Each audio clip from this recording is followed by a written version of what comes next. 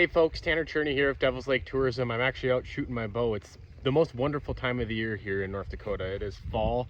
We are halfway through the month of September, which is my favorite month of the year.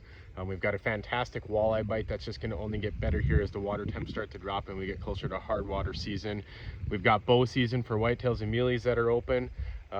We've got grouse season, dove season, and I tell you what, we're a little over 2 weeks away here from the opener for waterfowl season.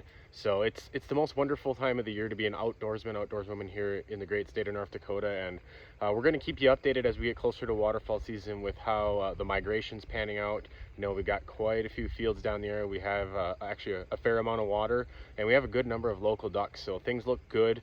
And then we just did get back from our state game and fish here that brood numbers are up like somewhere near 60-70% for pheasants, so it should be a fantastic upland season as well. But I just wanted to touch base on how the fishing's panning here.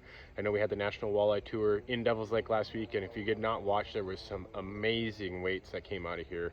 Big congratulations to John Hoyer for pulling over 93 pounds for 15 fish over 3 days. That's a 6 pound average, or over a 6 pound average. So some great fish coming out of this system. Expect that fishing to only pick up as we get closer to, freeze up.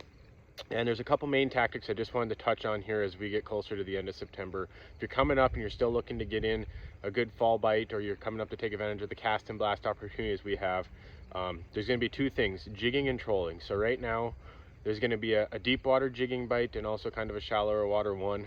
The most popular right now, you're going to be finding those fish out in 25-30 feet of water on those submerged rock piles, and that can be any places like Bird Island, Lost Jig. Those kind of places are great this time of year, whether you're a jig and a minnow kind of guy, or you like to use more of a blade bait like a jig and wrap or a Johnny Darter.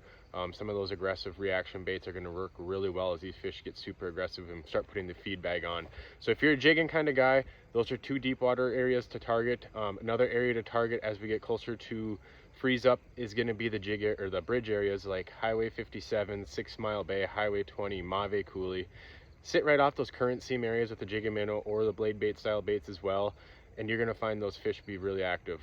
Word of the wise, when we do get some of these cooler mornings, like I think we had 36, 37 the other morning, you'll notice as the sun gets up and those fish warm up, or the water warms up, just like it does in spring, that bite will get that much better come afternoon.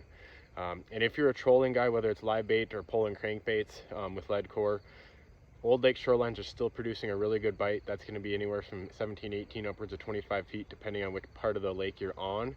And then old road beds like Golden Highway is a fantastic area to target come fall. And then the other places are going to be the riprap shorelines, like anywhere from like Highway 57, which is south of the casino, towards Fort Totten, Highway 20 areas. Any of those riprap areas are going to be a great way to pull cranks and lead core this time of year. So a lot of opportunities for outdoorsmen. I'm going to go keep shooting my bow here, and hopefully in the next couple of weeks I'll be able to sneak out and go do a little muley chasing. But for now, wanted to give everyone an update on how the bite is faring.